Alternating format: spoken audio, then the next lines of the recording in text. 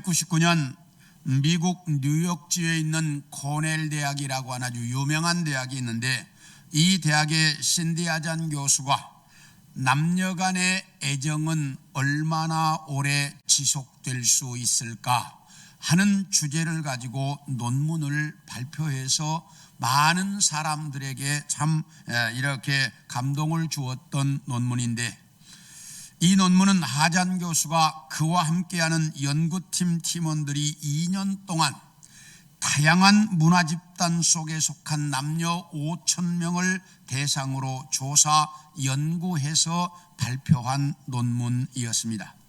그 논문에 보면 남녀 간의 뜨거운 애정은 짧게는 18개월, 길게는 30개월 정도 지속되다가 그 이후에는 거의 사라진다라고 하는 내용이 들어있습니다.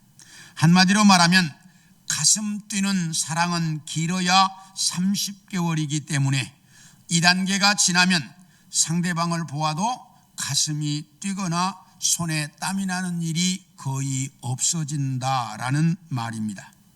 그렇다면 왜 그럴까?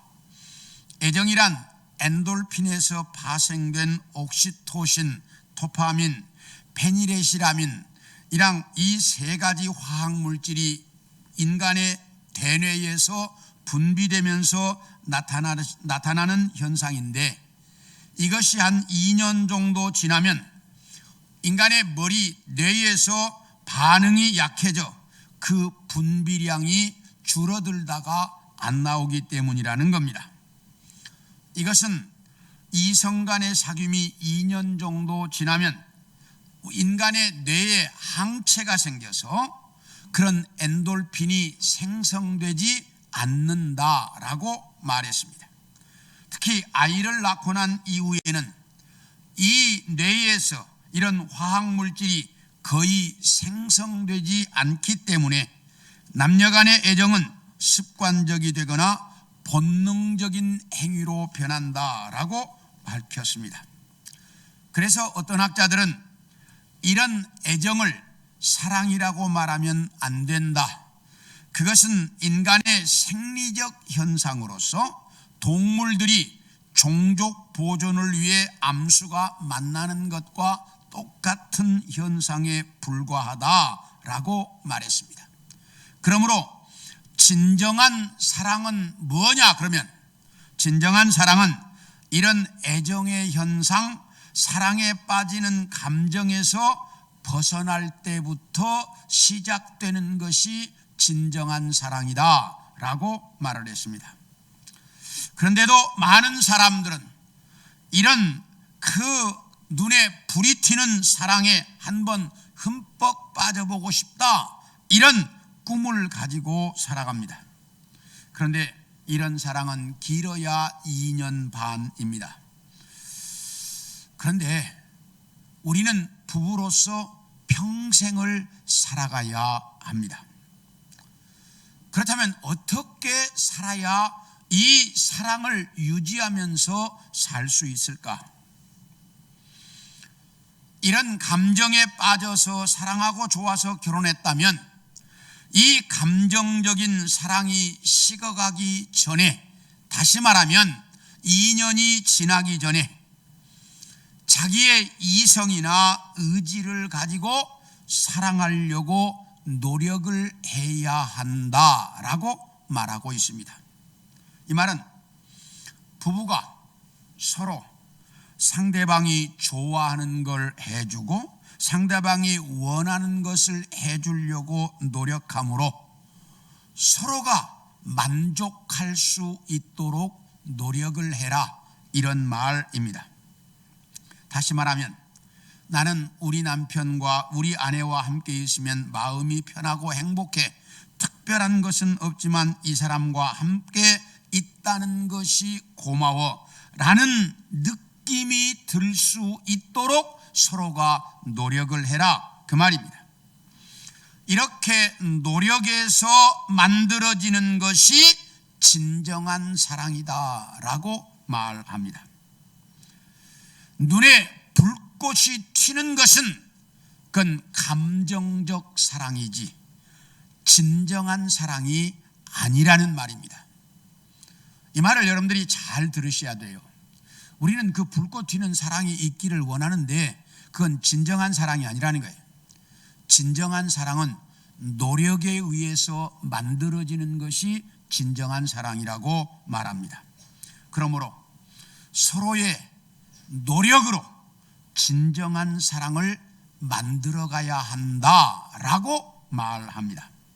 그래야 평생을 살아도 우리가 함께 살 수 있고 같이 살 수 있고 즐겁게 살 수 있는 것이지, 그런 불꽃 튀는 사랑이 평생 되면 그건 정신이상자가 된다는 거예요.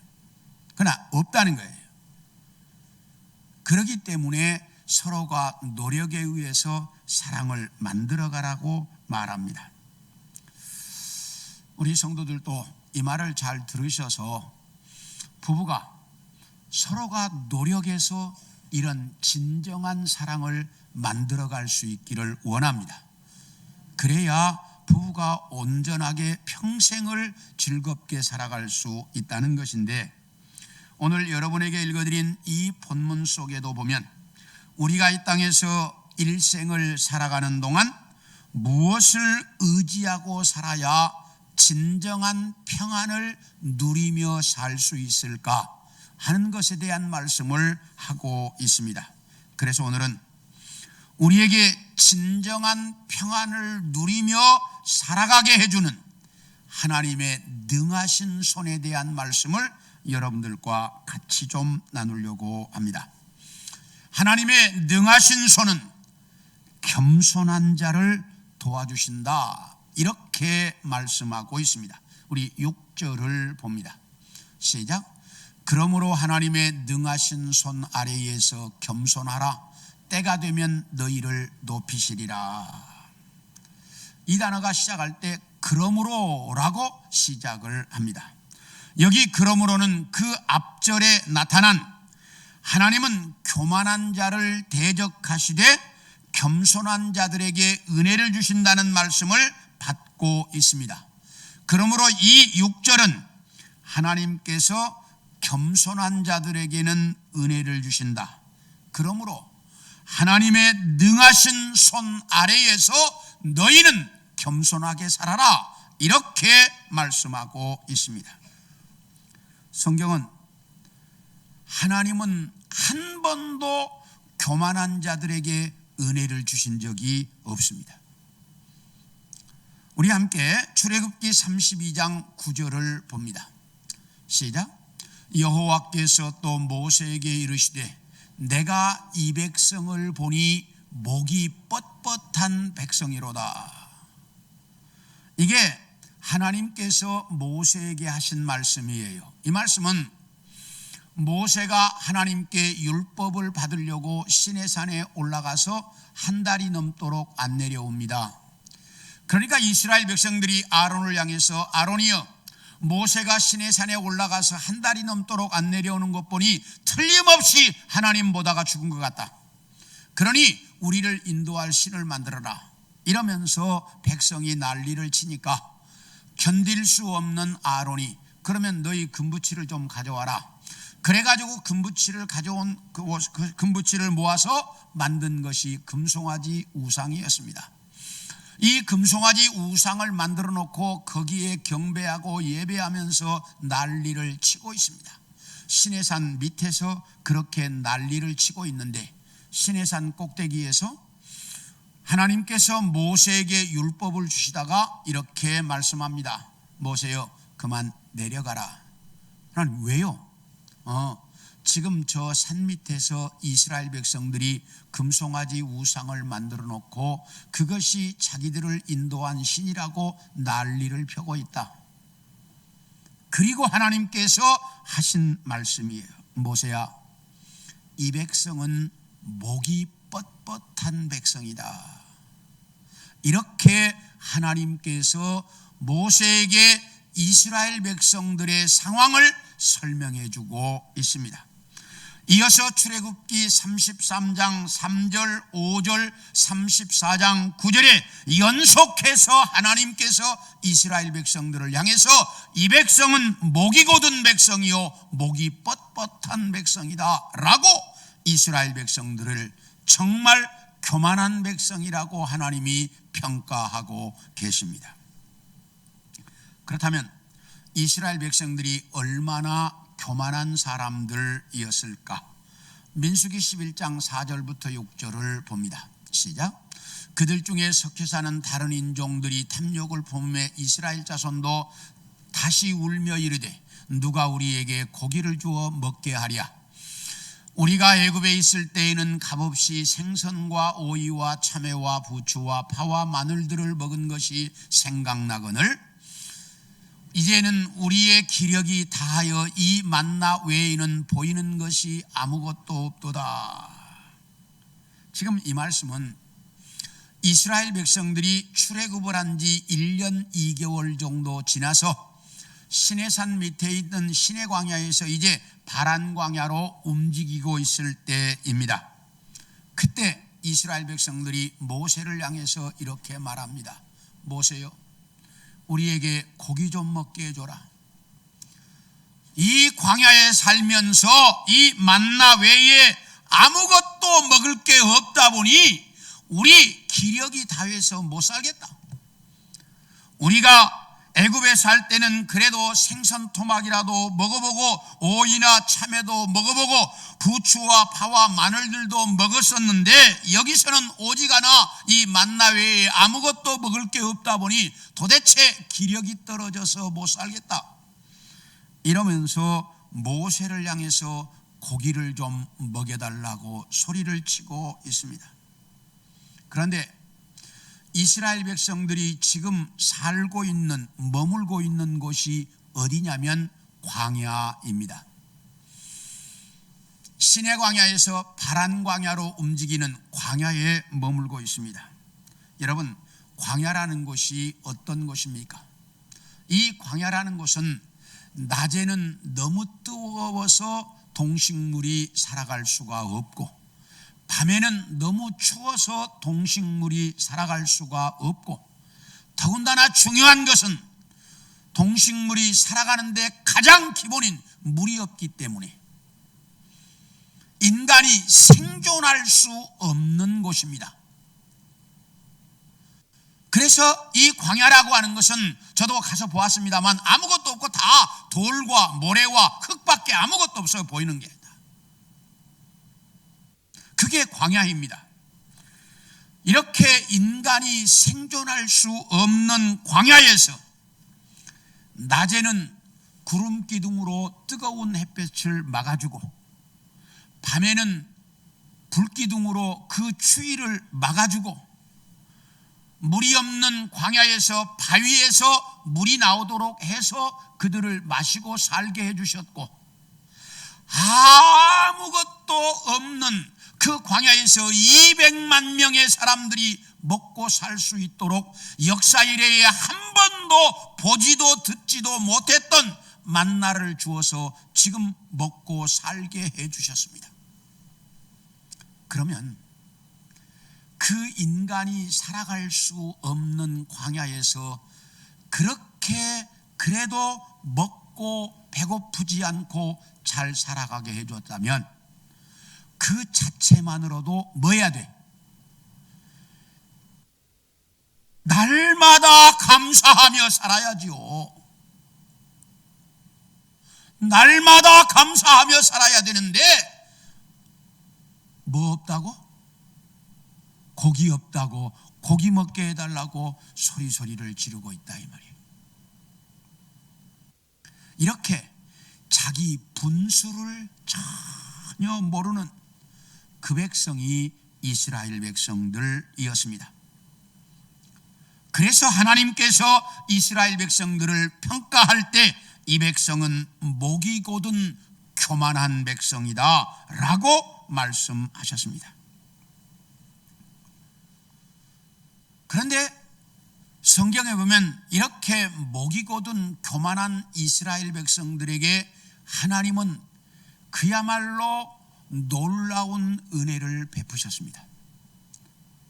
그러면 하나님은 교만한 자에게 은혜를 베푸시지 않는데 이런 교만한 자들에게 어떻게 은혜를 베푸셨을까?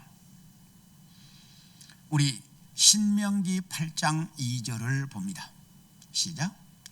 내 하나님 여호와께서 이 40년 동안에 내게 광야길을 걷게 하신 것을 기억하라.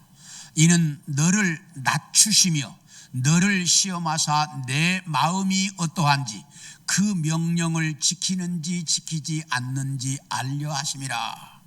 여기 보면 이스라엘 백성들에게 광야 40년을 살게 하신 분명한 목적이 두 가지였습니다. 하나는 뭐였다고요? 너를 뭐 하시며? 낮추시며. 목이 곧은 이스라엘 백성들이 겸손하게 만들기 위해서 하나님이 그렇게 하셨다는 거예요.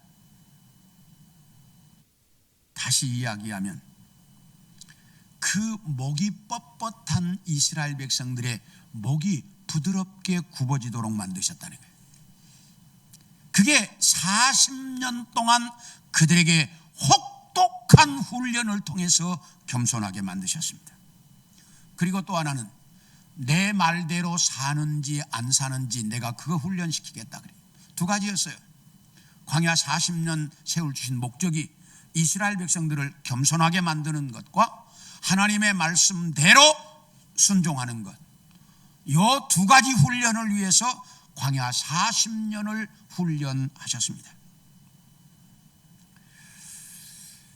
이렇게 훈련하시고 나서 목이 부드러워졌을 때, 겸손해졌을 때 하나님은 그들에게 은혜를 주셨다는 거예요. 우리 다니엘서 4장 29절 30절도 보겠습니다. 시작. 12달이 지난 후에 내가 바벨론 왕궁 지붕에서 거닐세 나 왕이 말하여 이르되 이 큰 바벨론은 내가 능력과 권세로 건설하여 나의 도성으로 삼고 이것으로 내 위엄의 영광을 나타낸 것이 아니냐 하였더니, 이 말씀은 느부갓네살이라고 하는 바벨론의 대단한 임금이 두 번째 꿈을 꾸었습니다. 그런데 바벨론의 모든 학사와 술사들과 박사들이 이 꿈 해석을 못해요. 그때 다니엘이 나서서 이 꿈을 해석해 줍니다.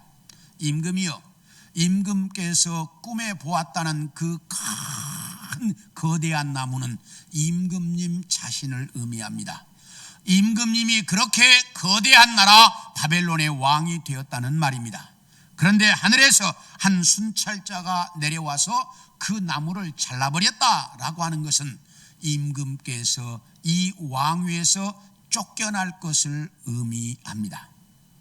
그런데 꿈에 그 그루터기가 남아있어서 그 그루터기를 쇠사슬로 묶어가지고 7대가 지날 때까지 기다리게 하셨다라고 하는 것은 임금께서 왕위에서 쫓겨나 들판에서 짐승과 함께 7대를 살다가 그때가 지나면 다시 왕위에 복귀할 것을 가르쳐주고 있습니다.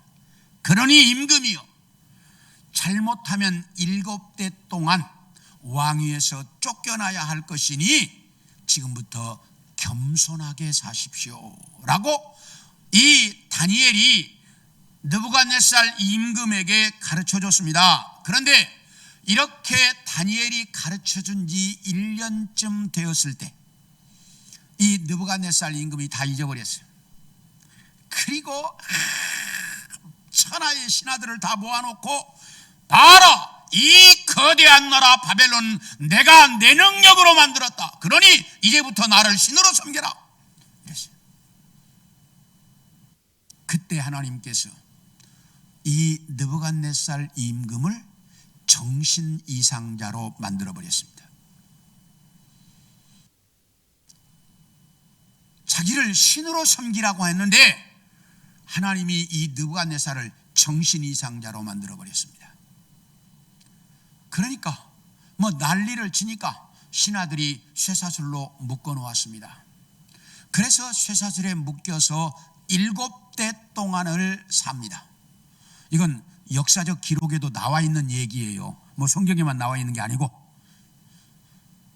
7대가 얼마나 되냐?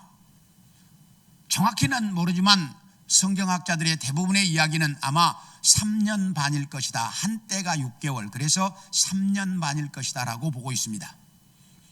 그래서 3년 반 동안 이 느부갓네살 임금이 정신병자가 돼가지고 쇠사슬에 묶여서 이제 밖에다가 묶여서 지냅니다. 그래가지고 공기 좋은 산속에 둬야 된다고 그래가지고 산속에 나무 밑에서 그래서 들짐승과 함께 7대를 느부갓네살이 삽니다. 그러다가 7대가 되어질 때 느부갓네살이 정신이 돌아오고 하나님을 온전하게 인정하게 되자 하나님께서 제정신이 돌아오게 만들어줍니다. 그래서 다시 왕의 자리로 복귀합니다. 이렇게 하나님은 교만한 자에게 절대로 은혜를 주지 않습니다. 하나님은 언제나 겸손한 자에게 은혜를 주시는데 어떤 은혜를 주실까? 우리 마태복음 10장 16절을 봅니다. 시작. 보라, 내가 너희를 보냄이 양을 이리 가운데로 보냄과 같도다. 이 말을 잘 보셔요. 내가 너희를 어디 가운데 보내는? 이리 가운데 보내는 뭐라고요? 양이라고 말합니다. 내 자신은 이 세상에서 양은 이리떼 가운데 절대로 살아남을 수 없어요. 양은 이리떼 가운데 뭐밖에 안 돼요? 이리의 밭밖에 안 돼요. 살아남을 수 없어요. 그런데 우리를 양이라고 그래. 세상 사람들을 이리라고 말해. 그러니까 우리는 세상에서 이길 수 없어요. 왜? 양이 스스로 살아남을 수 없는 것처럼. 그래서 우리는 내 자신이 양 같은 존재라고 하는 것을 정확하게 인식하셔야 돼요. 한번 따라합시다. 나는 양이다. 다시 한번. 나는 양이다. 내 자신이 양이라고 하는 것을 분명하게 인식하라는 거예요. 그 다음에 요한복음 16장 33절을 봅니다. 시작. 세상에서는 너희가 환난을 당하나 담대하라. 내가 세상을 이기었노라. 예수님께서 그러셔요. 내가 세상을 이겼다. 그리고 마태복음 28장 20절을 봅니다. 시작. 볼지어다 내가 세상 끝날까지 너희와 항상 함께 있으리라 하시니라. 우리는 양이기 때문에 이리떼가 드실거리는 세상에서 이길 수 없어요. 그런데 세상을 이기신 우리 주님께서 내가 너의 평생토록 함께 해주시겠다. 이렇게 말씀합니다.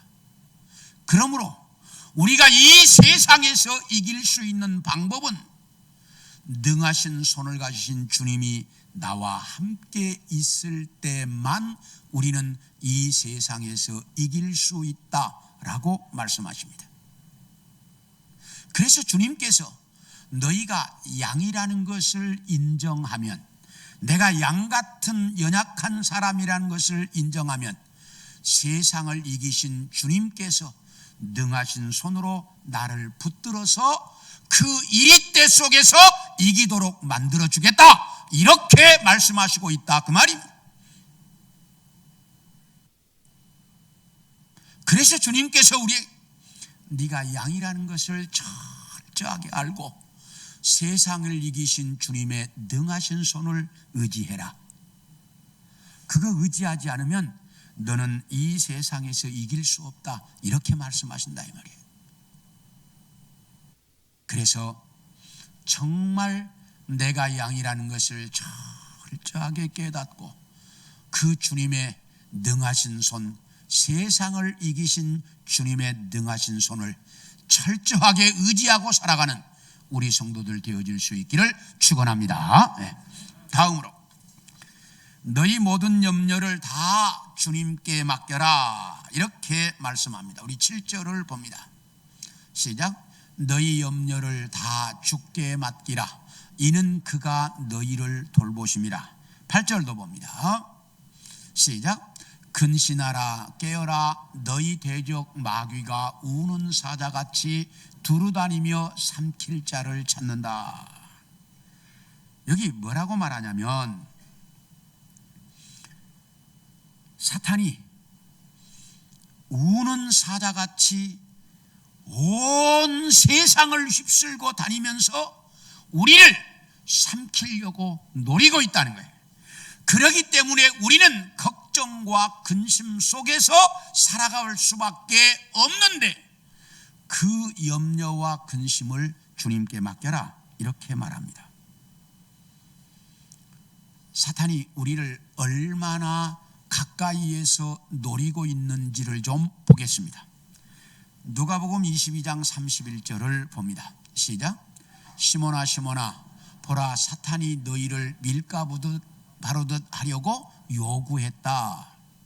이 말씀이 언제냐면 예수님께서 제자들과 함께 마지막 만찬을 하고 있던 자리입니다. 예수님께서 제자들과 함께 마지막 성만찬을 하다가 제자들 사이에 서로 다툼이 생겼습니다. 우리 중에 누가 높으냐 이런 다툼이 생겼어요. 만찬장에서. 그러니까 예수님께서 그 모습을 보시고 자리에서 일어나시더니 겉옷을 벗으시고 허리에 수건을 두르시고 대야에 물을 담아서 제자들의 발을 다 씻겨주셨습니다. 그리고 말씀하시기를 내가 선생이 되어 너희의 발을 씻겼으니 너희도 서로 발을 씻기면서 살아라 라고 주님이 가르쳐 주셨습니다. 이 말씀은 너희 지금 서로 누가 높으냐고 싸우는데 너희 중에 높은 자가 누구냐? 내가 지금 했던 것처럼 발을 씻어주는 섬기는 자가 너희 중에 제일 높은 자다. 이걸 예수님께서 제자들에게 가르쳐 주셨습니다. 그리고 이어서 예수님이 이렇게 말씀합니다. 시몬아 시몬아 보라 사탄이 너희를 밀가부르듯 하려고 나에게 요구했다. 나에게 사탄이 너희 넘겨달라고 요청했다. 그런데 내가 허락하지 않았다. 그러니 너희 믿음이 떨어지지 않도록 기도해라. 이렇게 예수님이 말씀하시고 있어요. 여러분 잘 보세요. 지금 여기는 제자들이 누구와 함께? 제자들이 예수님과 함께 뭘 하고 있던 자리? 성만찬을 하고 있던 자리. 그 자리에도 누가 와 있었어요? 사탄이 와 있었다니까. 그 자리에도 사탄이 와서 제자들이 누가 높으냐고 다투니까 예수님 저놈들 나한테 넘겨주세요 이렇게 요구했다니까. 그 이야기는 이 예배 자리에도 사탄은 있다 없다? 왔다는 거예요. 있다는 거예요. 여러분들이 정확하게 아셔야 돼요. 사탄은 이렇게 우리 주변에서 호시탐탐 우리를 삼키려고 노력하고 있다 이 말이에요. 멀리 있지 않아요. 그 예수님이 제자들과 함께 성만찬을 하는 그 자리에도 사탄이 와 있었어. 사탄은 언제나 내 곁에 있습니다. 그런데 제자들을 넘겨달라고 하는데 제자들을 건드리려고 사탄이 왔는데 누가 있어요? 예수님이 있으니까 못 건드린 거야. 그리고 넘겨달라고 하는데 예수님이 허락을 하니까 사탄이 제자들을 건드릴 수가 없었어요. 그것처럼 내가 누구와 함께 있을 때? 내가 성령 하나님과 함께 있을 때만 사탄은 나를 뭐해? 못 건드린다는 거예요. 이 사실을 여러분들이 정확하게 알아야 됩니다. 사탄은 멀리 있는 게 아니에요. 자, 우리 성경에서 한번 그 근거를 보겠습니다. 열왕기하 20장 15절 17절을 봅니다. 시작. 이사야가 이르되 그들이 왕궁에서 무엇을 보았나이까 하니 히스기야가 대답하되 내궁에 있는 것을 그들이 다 보았나니 나의 창고에서 하나도 보이지 아니한 것이 없나이다 하더라. 이 말씀은 히스기야 임금이 죽을 병이 들었습니다. 그런데 하나님께서 그 기도를 들으시고 그의 병을 고쳐주셨습니다. 3일 만에. 그래서 히스기야가 병이 나아서 건강하게 되었는데, 그때 바벨론이라고 하는 나라, 신흥국가였습니다. 그 당시에는 바벨론이라고 하는 나라에서 병문안 사신들이 도착을 했습니다. 그런데 이 사신들이 도착했을 때는 이미 히스기야는 병이 다 나아서 건강한 때예요. 그러니까 신이 나가지고 그 먼 나라에서까지 자기에게 그 병문안 사신이 왔다고 신이 나가지고 히스기야 임금이 그냥 나라의 이곳저곳을 다 데리고 나가면서 자랑을 합니다. 우리나라가 이렇다고 자랑을 하고 그 왕궁 곳간, 성전 곳간 다 보여주면서 이렇게 이 나라가 부강하다고 막 자랑을 했습니다. 그런데 그때 이사야 선지자가 갑자기 나타난 거예요. 히스기야님, 왜 오셨냐? 임금이요. 저 사람들 누굽니까? 예, 저 바벨론이라고는 신흥국가에서 온 사람들입니다. 저 사람들이 왕궁에서 뭘 봤습니까? 예, 이 나라에 안 보여주는 것이 다 보여줬습니다. 이사야 선지자의 얼굴이 흑빛으로 쫙 변하더니 임금이요, 어찌하여 그리하셨습니까? 왜 그랬습니까? 당신이 보여준 모든 것 다 저 사람들 나라로 다 빼앗길 날이 올 겁니다. 이사야 선지자가 이렇게 말합니다. 그러면 왜 그랬을까? 우리 역대하 32장 31절을 봅니다. 자, 큰 소리로 시작. 그러나 바벨론 방백들이 히스기야에게 사신을 보내어 그 땅에서 나타난 이적을 물을 때에 뭐라고요? 하나님이 히스기야를 떠나시고 그의 심중에 있는 것을 다 알고자 하사 시험하셨더라. 그 기도 많이 하던 히스기야 임금에게서 하나님이 잠시 떠나가지고 히스기야 임금을 테스트하고 싶었습니다. 정말로 하나님을 의지하는지. 그런데 하나님이 떠난 그 잠시 동안에 이렇게 교만병이 들어가지고 그 자랑을 하다가 이사야 선지자에게 당신이 보여준 모든 것 다 저 나라에 빼앗길 날이 올 것입니다. 이런 소리를 들어야 했습니다. 여러분 잘 들으셔요. 히스기야 임금 같은 그렇게 기도 많이 하는 임금도 하나님이 잠시 떠나니까 사탄의 놀이객감이 되더라는 겁니다. 우리는 두말할 것 없습니다. 사탄이 나에게서 하나님이 나에게서 잠시만 떠나면 우리는 그 순간 사탄의 놀이객감이 될 수밖에 없는 게 여러분과 저의 실상입니다. 잘난 척하지 마세요. 큰 소리 치지 마세요.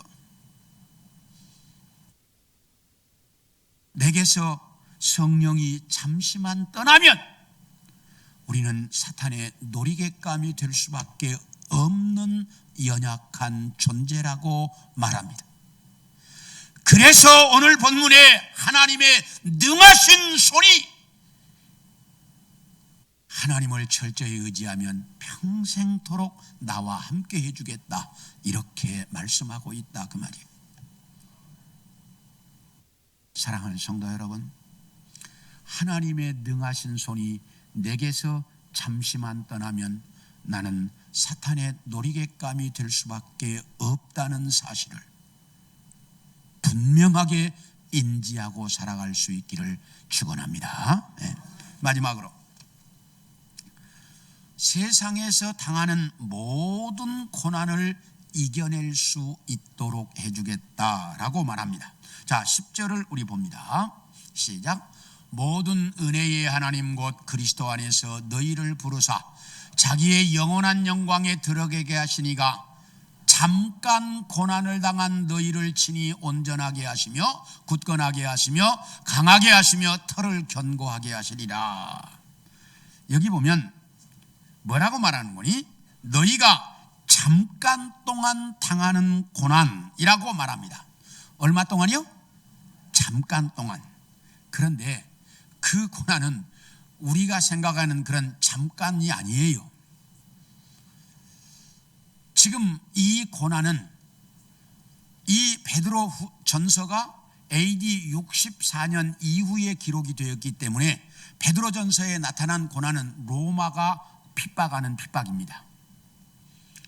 로마가 얼마나 혹독하게 기독교를 핍박했는지는 여러분들이 많이 들어서 아실 거예요. 로마가 핍박하는 고난이에요. 그 고난은 250년 동안 기독교를 핍박했습니다. 잠깐이 아니에요. 우리 평생이에요. 그런데 왜 여기 잠깐이라고 말했느냐? 영원한 하나님의 나라에서 보았을 때는 이 땅에서 100년이 잠깐이기 때문에 이렇게 표현한 것뿐이에요. 이해가 되셨습니까? 참 우리는 이 땅에 와서 길어야 100년 살고 갑니다. 그렇죠? 제가 우리 교회 와서 100살이 넘으신 분 이제 장례를 치른 것이 5손가락 안에 듭니다. 지금 3분 기억이 나는데 100살이 넘으신 분 많지 않아요. 그러니까 우리 길어야 100년 살아요. 근데 어느 때 보면 시간이 정말 순간에 지나갑니다. 제가 우리 교회 온 것이 벌써 25년이 넘었습니다. 26년을 향해서 가고 있어요. 우리 교회가 이쪽으로 이사 온 게 엊그저께 이사 온 것 같은데 10월 달이면 15년입니다. 참 순간이에요. 정말 순간순간에 지나갑니다. 그런데 우리가 고통을 받을 때는 시간이 빨리 갑니까? 안 갑니까? 안 갑니다. 하루가 1년 같고 1년이 100년 같습니다. 왜냐하면 인간은 누구나 그 고통의 순간이 빨리 지나가기를 원하기 때문입니다. 그리고 인간은 누구나가 다 내 일생 중에 그런 고통이 오지 않기를 원합니다. 그런데 이 세상은 죄 많은 세상이고 사탄이 지배하는 세상이다가 보니까 우리 일생에 이런 고난이 안 올 수가 없습니다. 다 옵니다. 사업의 고난, 건강의 고난, 또는 무엇인가 자녀의 고난, 부모의 고난, 주변의 고난, 수없는 고난이 옵니다. 그런데 우리는 그 고난이 뭐 하기를 원해요? 빠르게 지나가기를 원합니다. 이게 이제 우리의 바람이에요. 그리고 그 고난을 잘 이겨내기를 원합니다. 그런데 오늘 본문이 뭐라고 하냐? 하나님의 능하신 손이 너희와 함께해서 그 고난을 이겨낼 수 있도록 빨리 지나가도록 만들어 주시겠다. 이렇게 가르치고 있습니다. 사랑하는 성도 여러분, 정말 우리는 요즘도 많은 고통 때문에 힘들어하는 성도들이 많이 있을 줄 알아요. 그런데 우리에게 온 이 고난이 빨리 지나가거나 이걸 내가 이겨낼 수 있기를 바라는데, 그것은 하나님의 능하신 손이 나와 함께 했을 때 가능하다는 사실입니다. 그 하나님의 능하신 손을 의지함으로 이 땅에서 정말 당하는 모든 고난을 다 이겨낼 수 있는 우리 성도들이 되어줄 수 있기를 축원합니다. 우리는 하나님 앞에 내가 양이라고 하는 것을 정확하게 알고 겸손해야 세상을 이기신 하나님께서 나를 도와주시고, 사탄은 언제나 내 주변에서 나를 시험하려고 가까이 있다는 것을 아셔야 됩니다. 그래서 하나님의 그 능하신 손으로 사탄의 시험을 막을 수 있어야 하고, 세상에서 우리는 고통, 고난 안 당할 수 없는데 그 고난 당할 때마다 하나님의 능하신 손을 의지해서 이것들을 잘 이겨낼 수 있는 우리 성도들 모두가 되어질 수 있기를 축원합니다.